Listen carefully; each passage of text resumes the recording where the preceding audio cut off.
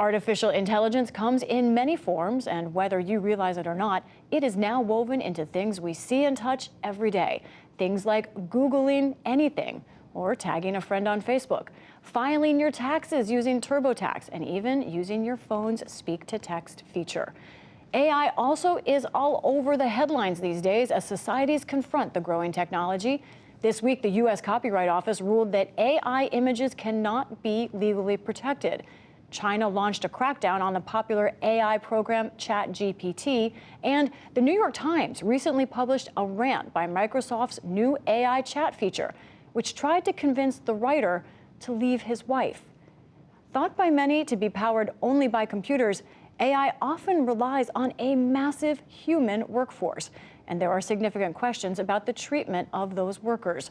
Joining us now to discuss is Sonam Jindal with Partnership on AI, a nonprofit coalition committed to the responsible use of artificial intelligence. I want to start with just understanding the basics here.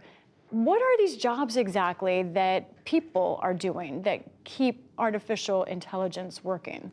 Yeah, absolutely. Well, artificial intelligence products and models require massive amounts of data. So to make it very simplistic, a computer system or an AI algorithm doesn't know on its own whether or not something is a cat or a dog. It needs to be told what is a cat or a dog. So there are people who go through images and label them cat, cat, dog, dog, and over time, the algorithm can understand it. And that is true of all AI models. All of them require data and humans to look at that data and classify it. Can you help us understand where these people work? I thought maybe this would be call centers, but it's not. What parts of the world and what kind of workplaces are we talking about? Yeah, this work is done across the globe, but a lot of this work is done in the global south because, frankly, there's cheaper labor there. And a lot of this is done over digital platforms. So people are doing this work sometimes in their own homes, sometimes they go in person, but a lot of it is digitally arbitrated.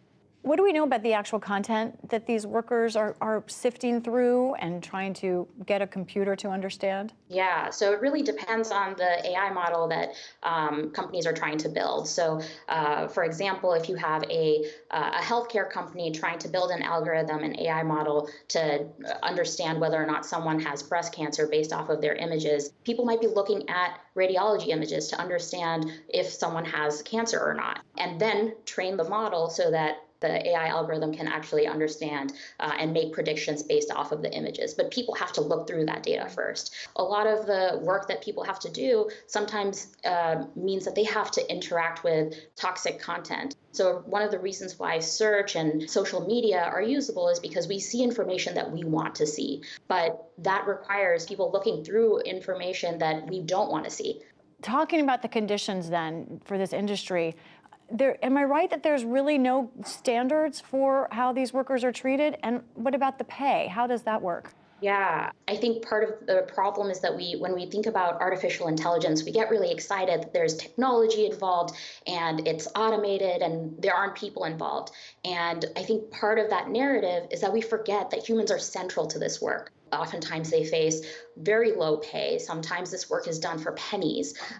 They have uncertainty of whether or not they're going to get paid. And there's really not a lot of power to contest those decisions. These workers are almost in sort of an isolated intellectual factory of sorts.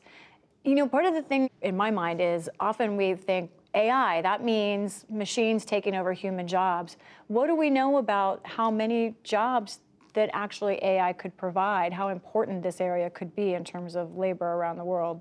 Absolutely. Yeah. I mean, as AI becomes a bigger part of our economy, these are the jobs that are going to enable AI to be built. And I think that that's sort of like one of the biggest takeaways in this is that what we call artificial intelligence is not really artificial intelligence. It's human intelligence that we're putting and embedding into data so that we can all benefit from that collective intelligence. And so it's really important that we start valuing that intelligence for what it's worth. This is a labor force that's going to grow, or the demand for this labor is going to grow. And it's important that we recognize the important contributions that these workers are making so that we can develop better AI. Briefly, do you see a path toward figuring out standards for figuring out how to establish even basic workplace rules for these workers? Yeah, absolutely.